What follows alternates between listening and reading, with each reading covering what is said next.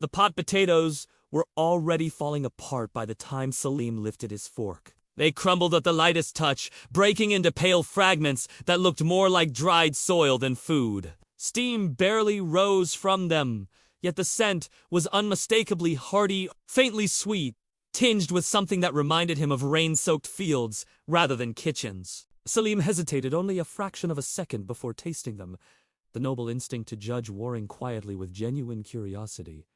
The effect was immediate. Every trace of moisture vanished from his mouth, as if the food itself demanded tribute. He paused mid-chew, eyes narrowing behind his spectacles, then calmly reached for his glass of water. "So, these," he said after swallowing, "are Hajj's famous pot." Across the table, Sister Lily's smile held a careful tension. "I'm not sure they'll be to your noble tastes, sir. They're rather dry." "Incredibly so," Salim replied, voice composed, despite the effort it took to speak. "I don't believe I've ever eaten something so aggressively crumbly." The children froze, forks halfway to their mouths. Then Osta continued, "And yet, they're surprisingly good." The tension dissolved instantly. Sister Lily clasped her hands together, relief softening her expression. "I'm glad. I only made a few simple dishes." She gestured toward the tabola, mismatched assembly of bowls and plates, chipped at the edges, worn smooth by years of use. None of it would ever appear in a noble estate, yet it radiated a warmth no banquet hall could imitate. "There's more than enough for everyone. Please, don't hesitate to eat as much as you'd like."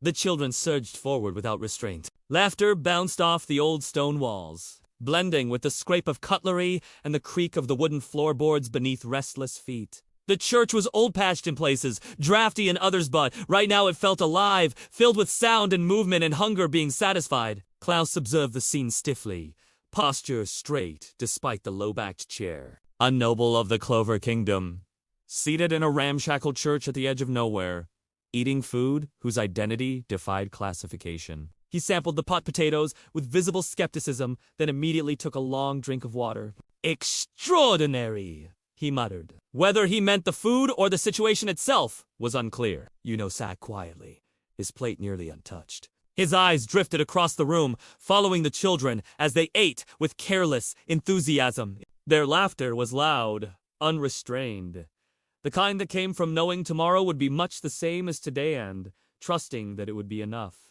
He felt an unfamiliar tightness in his chest, something warm and heavy all at once. Sister Lily noticed. "Our good boys," she said gently, her gaze settling on Yuno. "And Ost sent home money from the very first wages they earned as Magic Knight. Susta nearly choked on his food. Of course we did. Thanks to them," Sister Lily continued, voice steady but eyes shining. "We were able to buy a huge supply of pop, enough to make sure every child here eats properly, every day." A murmur spread through the room. One of the older boys folded his arms. "Maybe next time they could send something different. There's no need to be greedy." "Nash," Sister Lily said mildly. "Just look at Yuno. He grew big and strong on pot potatoes alone." Several children turned to stare. Yuno blinked, momentarily caught off guard. "Huh?" Salem smiled, dabbing his mouth with a cloth. "Sending your first wages home was most honorable." "It was nothing," Yuno replied immediately. "That's not true," Sister Lily said softly. "We're very grateful. The money helped more than you realize." She gestured toward the floor beneath them. "We fixed the holes, dug a well in the garden. The children don't have to walk as far for water anymore." The reaction was immediate and overwhelming. "Thank you, Yuno. You're amazing!" "For everything." Yuno lowered his gaze, ears burning. Osta leaned forward eagerly. "I sent money too." "How much did I send?" Sister Lily hesitated, clearly weighing honesty against kindness. "Well, you beat you," Osta shouted triumphantly, leaping to his feet. "Next month I'm sending everything!" "That really isn't necessary," Sister Lily said quickly. "What you've already done is more than enough." Osta grinned anyway, clearly unconvinced. As the meal drew on, daylight faded unnoticed. Shadows stretched across the church walls, and the air grew steadily colder. Sister Lily stood to refill the water jug, glancing toward the door. Salim rose at once, slipping his robe from his shoulders and draping it around her without hesitation. It gets rather chilly at night. She blinked, then smiled. Thank you. A real gentleman. Yes. Well, Salim replied, straightening his glasses. These things come naturally to me. The door closed behind her. For a few seconds, nothing happened. Then, crash! The sound shattered the calm like breaking stone. Chairs scraped back. Asta was on his feet instantly. Sister Lily. Yuno's eyes snapped to the doorway, his body already tense. Outside, the night swallowed sound but not entirely. Faint footsteps. Retreating. Rushed. Near the door lay a familiar object. Yuno knelt, fingers brushing the metal. His jaw tightened. Those bandits? From earlier? Salim went pale. My robe. Understanding struck like a blade. They mistook her for me, Salim whispered. Osta clenched his fists. We're going after her. I am, Yuno said. No, Klaus snapped. Everyone stays here. Yuno was already moving. Remember the mission! Klaus shouted. Protect Salim! Yuno paused at the threshold, then glanced back. His eyes were calm but resolute. I won't abandon her!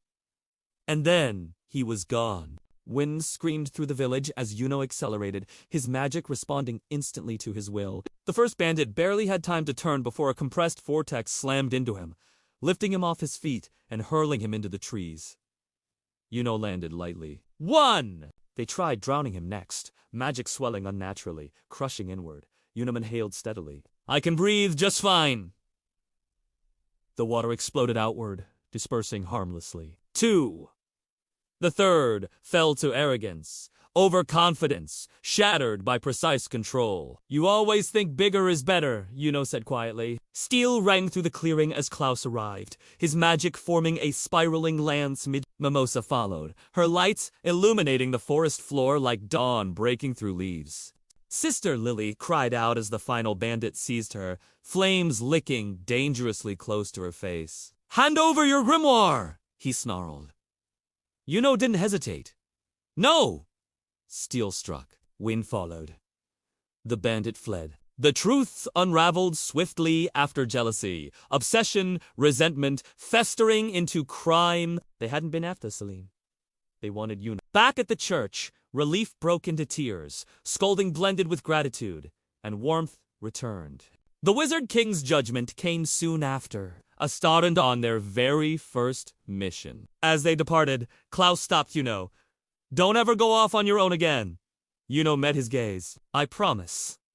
Far away, outrage erupted as another squad fell further behind. And somewhere in the Clover Kingdom, unseen trouble was already beginning to move. The night had only just begun.